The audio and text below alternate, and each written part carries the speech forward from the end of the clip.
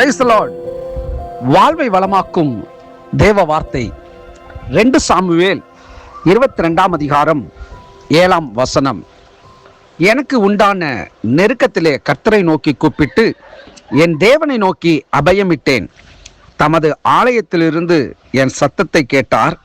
என் கூப்பிடுதல் அவர் செவிகளில் ஏறிற்று. ஆம் பிரியமானவர்களே, தேவனுடைய பிள்ளைகளே, என் நெருக்கத்திலே கர்த்தரை நோக்கி கூப்பிட்டேன் என்று இங்கே தேவனுடைய மனுஷன் சொல்லுகிறான். இதை கேட்கிற தேவ பிள்ளைகளே, உங்கள் வாழ்க்கையிலே நீங்கள் போய் கொண்டிருக்கிற பாதைகள் நெருக்கமான சூழ்நிலையாக அல்லது உங்கள் வாழ்க்கைக்கு வாழ்வாதாரத்திற்கு தடையாக காணப்படுகிற ஒரு நிலையாக காணப்படலாம். ஆனால் இந்த சூழ்நிலைகளிலே நீங்கள் தேவனை நோக்கி கூப்பிடுகிற பொழுது, தேவனை நோக்கி அபயமிடுகிற பொழுது, தேவன் நிச்சயமாக உங்களுடைய கூப்பிடுதலுக்கு அவர் பதில் செய்கிறவராய் செவி சாய்க்கிறவராய் இருக்கிறார். நம்முடைய தேவன் அவர் பேசும் தெய்வம். பேசாத கல்லோ மரமோ மனுஷனால் உண்டாக்கப்பட்ட ஒரு விக்கிரகமோ கிடையாது. அவர் ஜீவனுள்ளவர், அவர் ஜீவனுள்ள தேவன். அவரை கூப்பிடுகிற பொழுது அவர் உண்மையாய் தம்மை நோக்கி கூப்பிடுகிற யாவருக்கும் அவர் சமீபமாய் இருந்து அவர்களோட அவர் இடைபடுகிறவராகவும் அவர்களை விடுவிக்கிறவராகவும் இருக்கிறார்.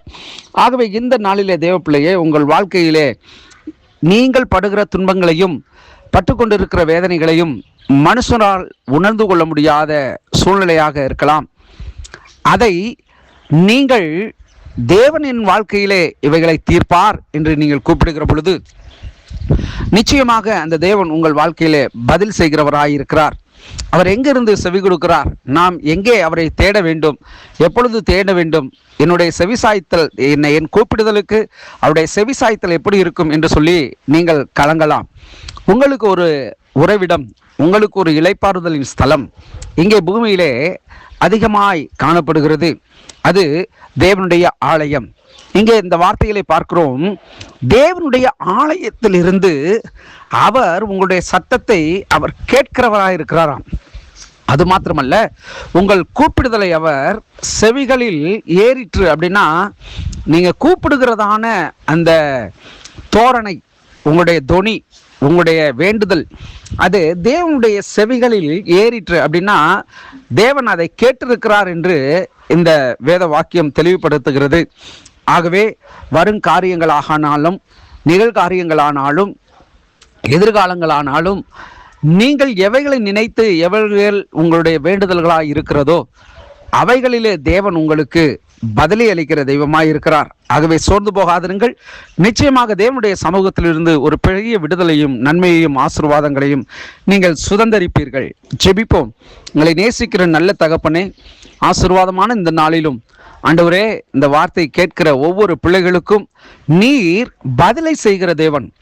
பதிலை செய்கிற தேவன் மாத்திரமல்ல, எங்களோடு கூட இருந்து எங்களை நடத்தி செல்லுகிற தெய்வமாய் இருக்கிறபடினாலே உமக்கு நன்றி செலுத்துகிறோம்.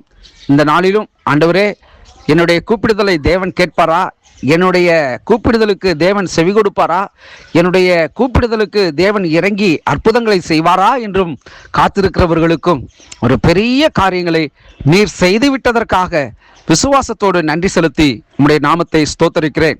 இந்த நாளிலும் உம்முடைய பிள்ளைகள் ஒவ்வொருவர் மேலும் உம்முடைய அளவில்லாத ஆசீர்வாதமும் உம்முடைய அளவில்லாத இரக்கமும் ஆண்டவரே கடந்து வந்து ஆண்டவரே அவர்களை நிரப்பி கொண்டிருப்பதற்காய் உம்முடைய ஊழியக்காரன் நான் நன்றி செலுத்துகிறேன்.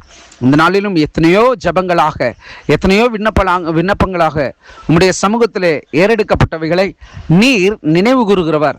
அந்த நினைவு கூறுதலின்படி அவருடைய வாழ்விலே நன்மைகளை செய்துள்ள தேவனாய் இருப்பதற்காய் நன்றி. உம்முடைய கிருபையின் கரத்திலே தாழ்த்தி அர்ப்பணிக்கிறோம். அதனாலே ஆசீர்வதித்து நடத்துகிறதற்காய் நன்றி.